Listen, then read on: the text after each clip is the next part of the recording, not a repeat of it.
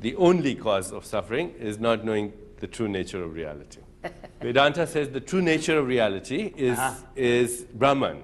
Brahman is a word like any other, and if you ask a Vedantist to describe it, he can't. He says she cannot describe what Brahman is except to call it that, T-H-A-T, the English word that. In Sanskrit, tat. Tat. And Vedanta says, I am that, you are that, all this is that, that's all there is. And if you really, really get that, then I have nothing more to say. Good night, thanks for coming. The Vedantist refers to Brahman as that. It's infinite, it's immortal, it's eternal, it's ineffable, it's unbounded, it is silent, it has infinite dynamism, it has infinite intelligence, and it is it, whatever it is. And this Brahman projects itself as the universe through what is called the power of Maya. Brahman projects itself as the physical universe, including you and me, as through the power of Maya. The word Maya means technically, etymologically, it means measurement, although it's translated frequently as illusion, because what you're trying to measure is eternity, or the infinite. And in the measurement of the infinite, you create the concept of time, and you give birth to the relative universe. So Maya, measurement, meter, the English word meter, which also is something you use to measure. Maya, meter, measurement, time, music, matter, all refer to the womb of creation, which is the infinite, unbounded womb of creation, which projects itself through the power of Maya into the realm of space-time and causation. And it does so through the web of karma. Karma is our own past actions on an individual level, but also on a collective level, and ultimately from a deeper, more mythical level.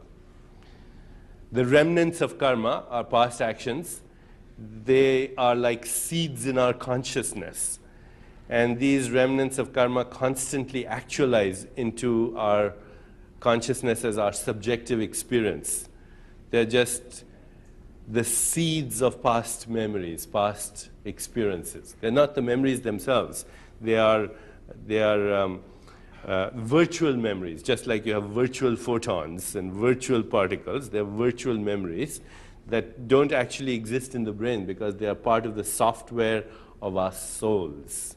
We have this memory, we have this faint memory that somewhere there is a soul over here. A faint memory that somewhere there's a soul here. We know it has something to do with me, and we have no idea what it is.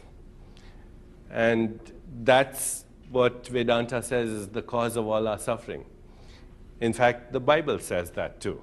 What good does it do a man to find the whole world but lose his own soul? And losing the soul, we begin to have the experience of suffering. So this karmic software, which is constantly actualizing into our consciousness, it appears as our own thoughts, our own memories, our desires, our feelings, our emotions. And during the daytime, what we do is our rational mind, it weaves stories around this karmic software.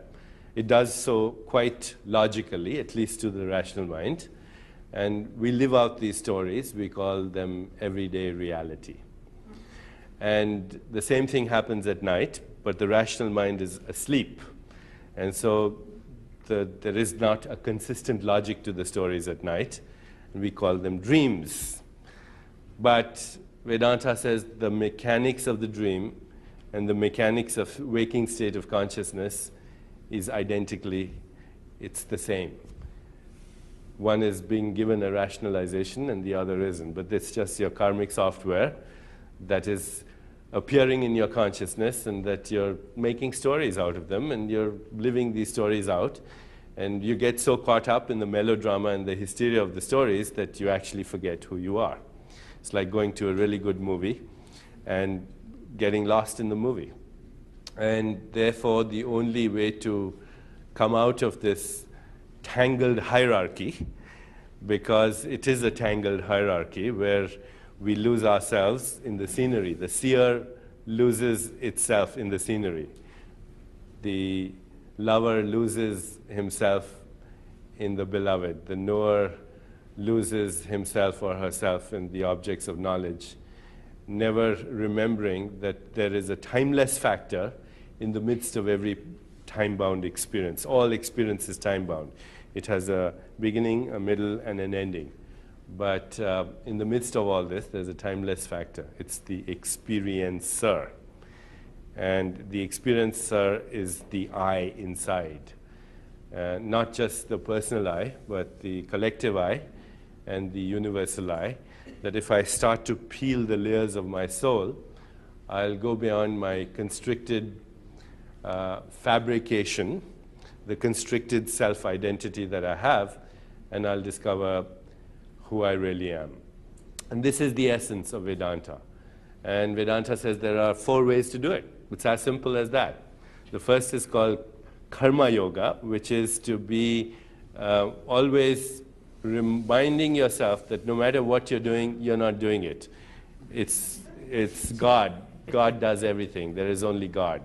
And this is the machinery through which that divine intelligence is working. So the essence of Karma Yoga is to be established in being and perform action. Yogast kuru karmani, as Lord Krishna says in the Bhagavad Gita.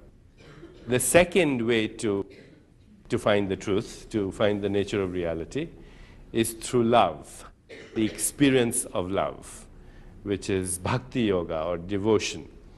And it's the simplest and most enjoyable, but it gets you to the same place. So that's the second means to find the truth. Because love is the ultimate reality, and love is not a mere emotion, love is not a mere sentiment, it's the ultimate truth at the heart of creation. And the ultimate truth at the heart of creation is that we are all the same being under different disguises, in different disguises. When we feel that, then it becomes impossible to hurt or be hurt. What the Buddha refers to as compassion is really also the experiential knowledge of love as the ultimate truth at the heart of creation. The third means is Raja Yoga, which is meditation and its allied disciplines. All the different types of ways to dive into the gap between our thoughts, to go beyond the secret passages and the dark alleys of our minds and find this part of ourselves that does not die. And that is the discipline of Raja Yoga, the meditation and its allied principles or techniques. And the fourth means is what is called Gyan Yoga. Unfortunately, I've lost myself in that for my entire life. Gyan Yoga is the intellectual approach, which is also called the razor's edge, because you're using the intellect to go beyond the intellect.